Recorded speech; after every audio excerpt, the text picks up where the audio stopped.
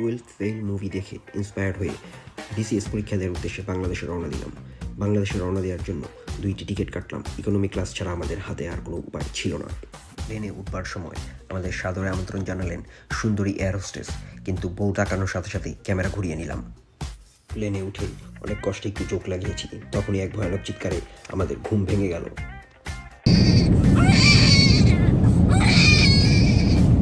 প্রায় 14-15 ঘন্টা জার্নির পর আমরা একটি অ্যাস্থেটিক জায়গায় এসে পৌঁছলাম।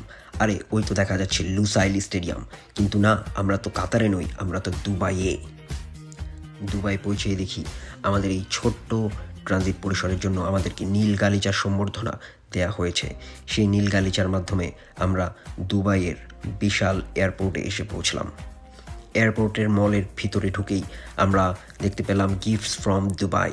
সেখানে ফ্রিতে কিছু পারফিউম গায়ে মেখে আর কোনো কিছুই না কিনে ঢাকার উদ্দেশ্যে রওনা দিলাম। অবশেষে ঢাকায় এসে পৌঁছলাম। ঢাকায় এসেই মনটা একদম ভালো হয়ে গেল। অনেকক্ষণ পর বাইরে আসতেই আমার তো চক্ষু চড়ক গাছ, আমাদের নিতে এতগুলো গাড়ি এসেছে, কিন্তু আমার বউ বলল, আরে না বেকুব, এগুলো জ্যাম, আমাদের উবার আসতে 1 ঘন্টা লাগবে। আমি তখন ভিডিও করতে লাগলাম। ভিডিও করার এক মুহূর্তে আমি একটি অ্যাস্থেটিক ভিডিও করছিলাম। আমার শালি খুব খুশি হয়ে গেল, ভাবলো তাকে ভিডিও করছি। আমি বললাম, মাথা সরা, আমি বঙ্গবন্ধু শেখ মুজিবকে ভিডিও করছি। শেখ হাসিনার সরকার বারে বারে দরকার। অতঃপর আমরা বাসার উদ্দেশ্যে রওনা দিলাম। বাসার উদ্দেশ্যে রওনা দিতেই দেখলাম এক ভদ্রলোক ব্রিজের পিলারকে লম্বা করবার উদ্দেশ্যে পানি দান করছেন। বাসায় এসে দেখি আমাদেরকে কেক হাতে সাদরে সম্ভাষণ জানালেন আমার প্রিয় শাশুড়ি মা। শাশুড়ি মায়ের সাথে কেকে কাটায় অংশগ্রহণ করলাম। কেক কাটা শেষেই ঢাকা দেখবার উদ্দেশ্যে বেরিয়ে পড়লাম। আর প্রথমেই যা দেখলাম তা হচ্ছে রাসেল ভাই, জ্যাম। সিএনজিতে ঘণ্টাখানেক জ্যামে আটকানোর পর আমরা বিরক্ত হয়ে সিএনজি বাদ দিয়ে রিক্সা নিয়ে নিলাম। রিক্সায় উঠতেই আমরা দেখতে পেলাম চারদিকে অনেক কুকুর। আমি বলে উঠলাম, কুত্তে मैं तेरा खून पी जाऊंगा। এই কথা শুনে আমার বউ নড়ে চড়ে বসলো। তারপরে দেখা হলো বাসন্তীর সাথে। আমি তাকে বললাম, বাসন্তী ইন কুত্তো কো সামনে মাত নাচনা। বাসন্তী বলল, আমার নাম বাসন্তী নয়, আমার নাম মিনি পুসি। মিনি পুসির কথা শুনতেই আমার খিদে লেগে গেল। আমরা চলে গেলাম স্টারে। স্টারে খাবারের জন্য অপেক্ষা করতে লাগলাম। আরও অনেক বুভুক্ষ লোক দাঁড়িয়ে দাঁড়িয়ে অপেক্ষা করছেন। অপেক্ষা করতে করতে স্টারের মেনু মুখস্থ করতে লাগলাম। স্টারের মেনু দেখে মনে হলো জীবনটা এই স্টারে কাটিয়ে দিলে খুব খারাপ হতো না। কালা ভুনা, ডাল গোস্ত, ভাজি, পরোটা, ডিম, বেশি খাবার। খাওয়া শেষ হতেই রিক্সা করে বাড়ি ফেরার পালা। বাড়ি ফিরতে গিয়ে আমার বউ খেয়াল করলো আমাদেরকে 2জন পাপ্পারাজি ফলো করে চলেছে।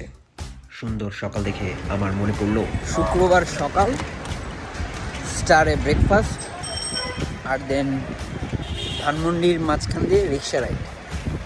Heavenly combination. তারপরে দেখতে পেলাম ধানমন্ডিতে স্পাইডারম্যানের শুটিং হচ্ছে। স্পাইডারম্যানকে দেখার মাত্রই আমার মনে হলো স্পাইডারম্যানের অটোগ্রাফ নিতে হবে। দৌড়ে রাস্তা পার হতে যেতেই আমার বউ আমাকে খামচে ধরে বলল, ওগো প্লিজ যেও না, আমার দোহাই লাগে। আমি বললাম, তোমার দোহাইয়ের খাতা পুরি। রাস্তা পার হয়ে আমি উপলব্ধি করলাম আমার ফোন আর আমার হাতে নেই। ফোনের চিন্তায় তখন তো আমার মাথায় হাত। ফোন খুঁজবার উদ্দেশ্যে আমরা একটি সিক্রেট মিটিংয়ে 2জন সিক্রেট এজেন্টের সাথে দেখা করলাম। সেই 2জন সিক্রেট এজেন্ট আমাদেরকে শেফ টেবিলে যাওয়ার কথা বলল। শেফ টেবিলেই নাকি আমরা আমাদের কাঙ্ক্ষিত সেই লোকের দেখা পাবো। সেখানে ঢুকেই জেলাটো ফিক্সের সামনে আমরা কিছু মিনি পুষি দেখতে পেলাম এবং তাদের হাতালাম। তারপরে আমরা দেখতে পেলাম এক বডি বিল্ডার ভাই বন্দুক হাতে কমান্ডো প্র্যাকটিস করছেন। আর তখনই আমরা বুঝতে পারলাম এই সেই ভাই যে আমাদেরকে আমাদের ফোন ফিরিয়ে দিতে পারে।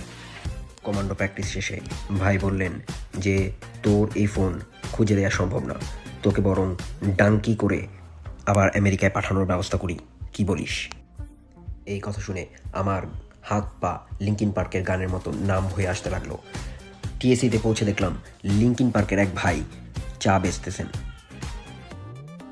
তাকে বললাম, মামা আমাদেরকে একটা তেঁতুলের চা, একটা মরিচের চা আর একটা ওভালটিন চা দাও। মামা আমাদেরকে যেই চা খাওয়ালেন সেই চা খেয়ে মনে হলো পুরো জীবনটা এই টিএসসির সামনেই কাটিয়ে দিই। চা খেয়ে আমাদের আরও ক্ষুধা লাগলো। ক্ষুধার লাগার পরেই আমাদের মনে হলো ডিম চিতই কিংবা ভাপা পিঠা খেলে কেমন হয়। তাই আমরা এক খালাকে দেখতে পেলাম এবং সাথে সাথেই বায়না ধরলাম, খালা আমাদেরকে ভাপা পিঠা খাওয়াও, অবশ্যই ভাপা পিঠায় একটু গুড় বেশি দিও। এই কথা শুনে খালা বললেন, रख तेरी माँ की रख